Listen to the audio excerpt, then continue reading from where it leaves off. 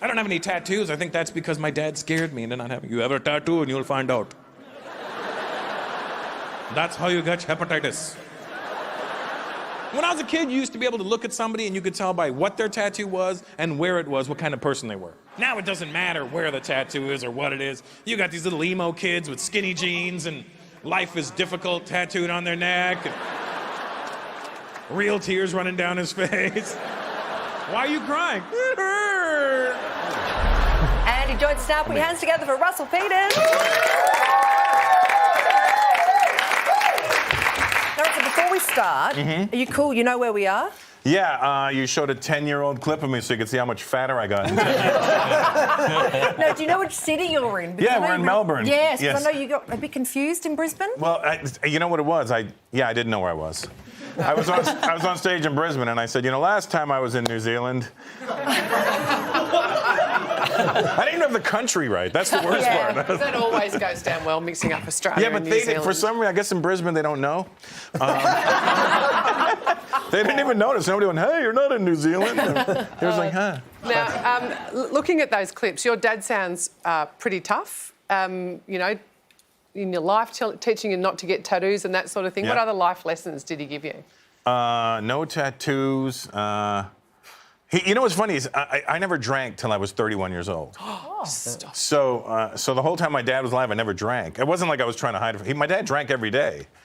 So I kind of missed that whole opportunity to get drunk with my dad, which I know is a very white thing, which is pretty normal for you guys.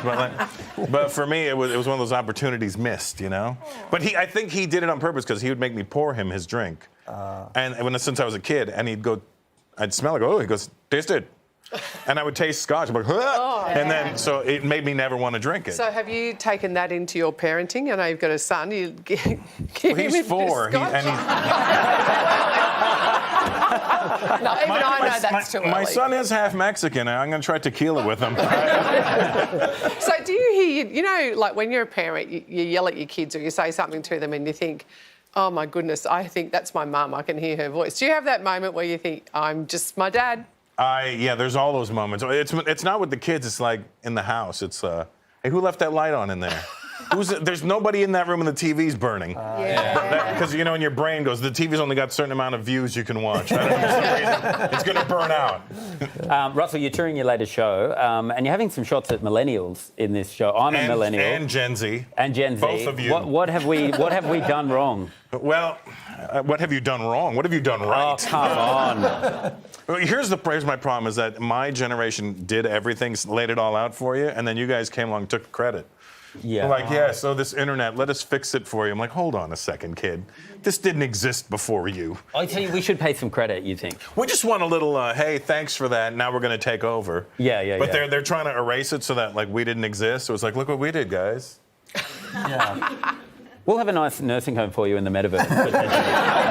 Well, it's more the Gen Zs that are the problem because they're going to annoy you. I've got to deal with them coming out. And then the Gen Zs will have somebody to annoy them. Yeah. And I think it's just generational. We have no choice in this matter. Of course. But do you think that like a brown Gen Z, the same as white Gen Z? I don't think the shade of the Gen Z matters anymore. I think they're all uniformly annoying. Okay. But I think the country in which the Gen Z is generating from also matters. I think the most annoying ones are coming from America. Yeah. And since I live there, I see them firsthand. But I'm watching like this trickle-down effect where you're getting like these watered-down Gen Zs in other countries, and they're grasping to all the wrong things, all the cancel culture nonsense, and don't say that, and don't say this. I'm like, just shut up for a second, kid, and let the words happen. And start to figure out intent, you know? Yeah, shut up for a second, kid, I think, is a motto that unites most people of a certain generation. I'm trying to do my best to unify the world this way. Well done. Shut up, kid, let us unify this. By the way, I've been to one of your gigs, and it was great. It was in Rod Laver Arena, huge.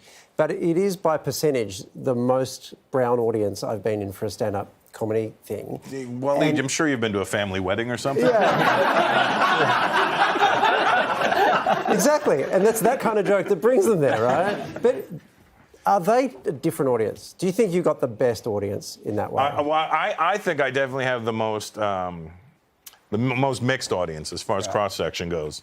I know depending on who you are, you see what you want to see. It's kind of like when you're driving a car, you'll notice that car on the road more than other cars. Yes. So it's the same thing for like the brown people go there and be like, oh, look at all these brown people. And the white people are like, I didn't know there'd be this many white people. Yeah. And the Asians are like, hey, who let everybody in? Anyway, you guys are about to get canceled. Yeah, we've been there. Hey, you were the first comedian to get Netflix stand-up. I was the first, I was the guy that set off the Netflix specials, and I shot it in Sydney. Wow. That was by design. They said, we want you to be the first guy. This was like, they approached me like 11 years ago, and they were like, hey, we want you to be the first straight to Netflix special. And I didn't know what they meant. And I was like, sure, I'll shoot my special and I'll sell it to you. They're like, no. We're going to pay you, and you're going to produce it, and we're going to own it. And I go, but what about DVDs? Can I sell the DVDs? I was so stupid. I was like, what about the DVDs? Like, no, there's no DVDs. This is Netflix. I go, yeah, but what about all this DVD money? And here we are 10 years later, like, what DVD money? Yeah, it's turned out very well, very well. You can find all the details of where you can see Russell Peters on our website. Would you please give it up for Russell?